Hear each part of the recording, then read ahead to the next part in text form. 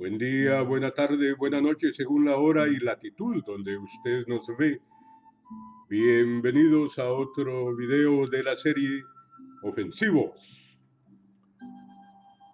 En esta oportunidad hablaremos sobre la crisis y el caos en el Perú. El Perú es un estado inviable.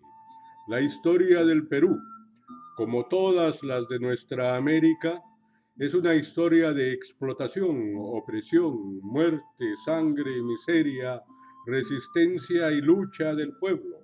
El pueblo hermano del Perú se encuentra inmerso en una crisis y un caos político, económico y social. La crisis ha sido provocada por la mafia criminal del narcotráfico que ilegítimamente usurpa el poder en el Perú. La Yanín Áñez del Perú, Dina Baluarte, nombrada presidente en sustitución del errático presidente Pedro Castillo, que terminó él solo poniéndose la soga al cuello, empujado por la ultraderecha fascista y la OEA, que lo arrinconó desde el minuto 1 de su mandato. De 64 proyectos de ley que Castillo envió al Congreso, ni uno solo fue atendido por los mafiosos que usurpan el poder y dieron un golpe de Estado contra el presidente legítimamente electo por el pueblo del Perú. El presidente disolvió el Congreso, porque es atribución del Ejecutivo disolver el Congreso después de 2 votos de confianza. Esta condición no estaba dada en el Perú, pero Pedro Castillo fue secuestrado y recluido en una institución carcelaria de forma totalmente ilegal. El presidente no podía ser capturado porque contaba con inmunidad al momento de su detención y seguía siendo presidente. Estos son hechos, no es opinión. El gobierno de Dina Boluarte es ilegítimo y cualquier acto de ese Congreso golpista es totalmente nulo. Mi opinión, la lectura que hizo Pedro Castillo disolviendo el Congreso fue, por decir lo menos, ilógica, algo totalmente irracional, ya que él nunca tuvo el apoyo de las Fuerzas Armadas, de las fuerzas mediáticas ni de la oligarquía peruana. No se puede dar un golpe de Estado sin el apoyo de estas 3 fuerzas fácticas, que son las que gobiernan el Perú. Fujimori pudo dar un golpe porque él tenía el apoyo militar, el mediático y el apoyo de la oligarquía, en lo que se llamó el Fujimorazo en 1992.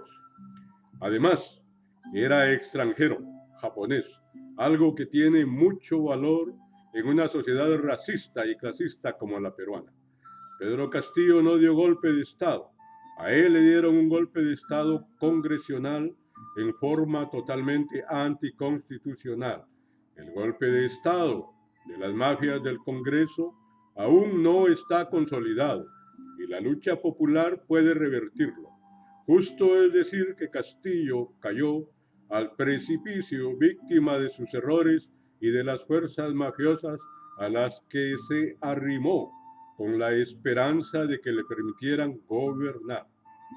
Ante esta situación, le corresponde al pueblo el derecho soberano a la insurrección. El pueblo es el que manda. Se tiene que cerrar el Congreso y restituir la Constitución de 1979. La Constitución actual fue hecha por la dictadura de Fujimori y Montesinos. El Congreso tiene que ser disuelto. La usurpadora Dina Baluarte tiene que renunciar.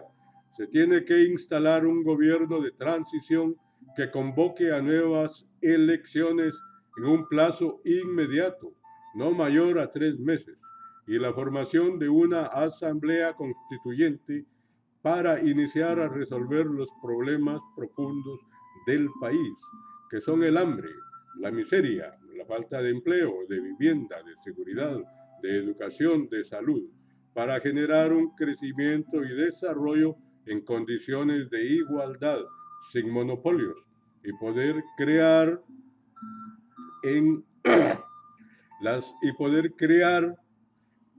nuevas instituciones que respondan a las necesidades del pueblo y resuelvan los problemas del país con un empresariado patriota y no vendepatria.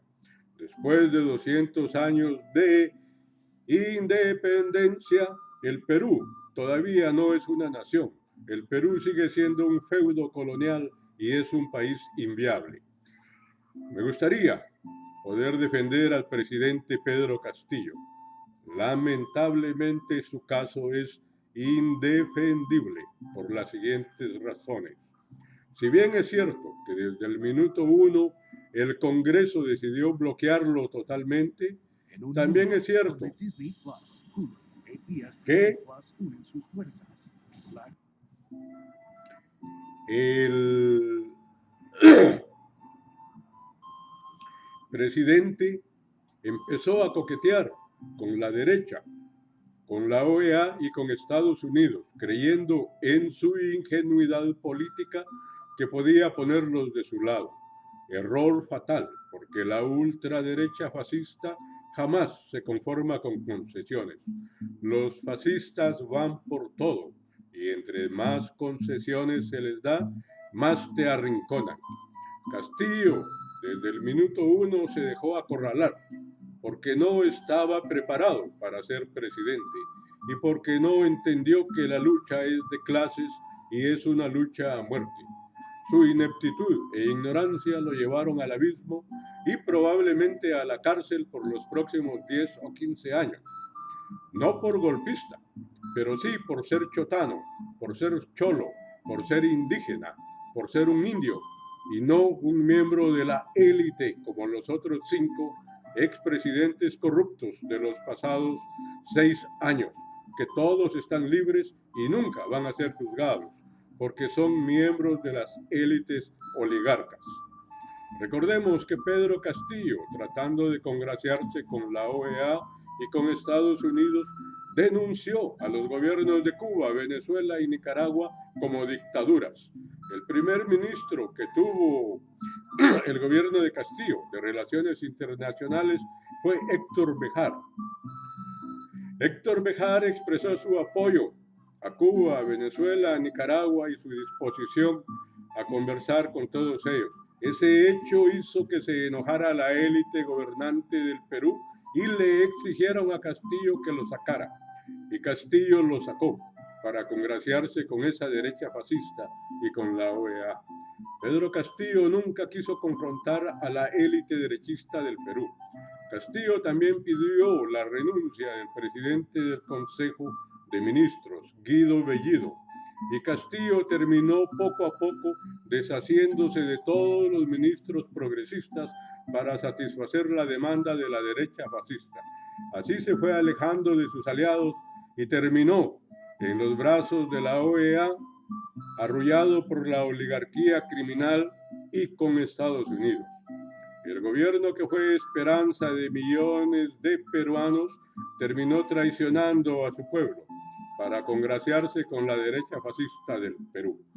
Castillo fue electo para satisfacer las necesidades de esas grandes mayorías excluidas y terminó traicionando a sus electores, al Perú profundo y excluido.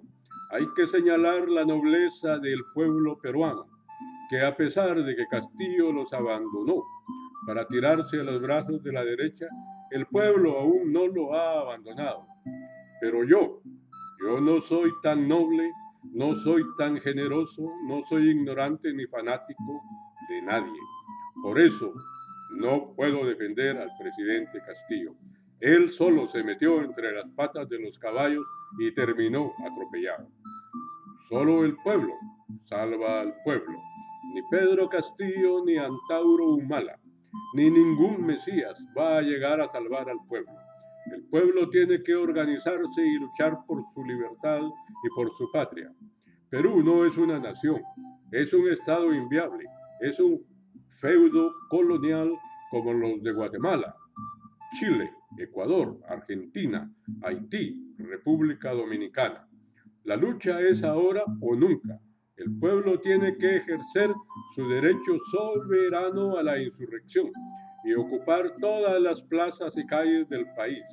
Esa logística implica la formación de las primeras líneas de combate, las brigadas médicas, las brigadas de servicios sanitarios, las brigadas que garanticen el abastecimiento de alimento para las ollas comunes, las brigadas de autodefensa y la rotación de personas en las organizaciones de base para garantizar la resistencia por el tiempo que sea necesario hasta que caiga el gobierno usurpador.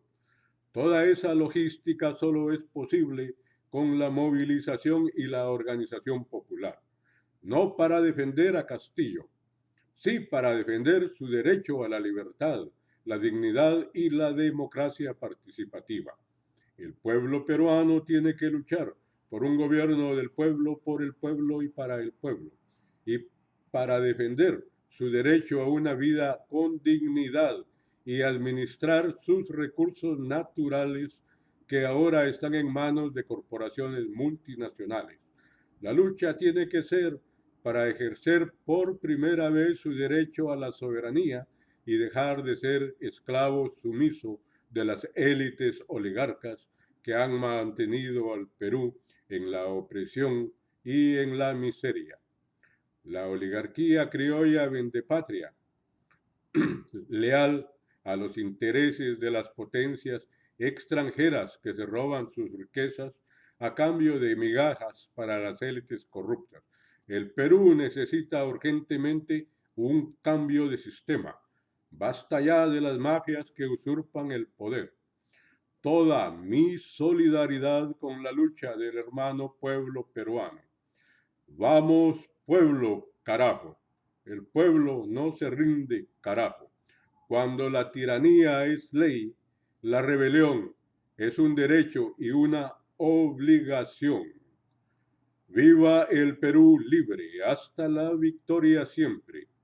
Hugo Orozco, la voz cordial, que les desea que les atropelle la dicha y les haga pedazos la felicidad.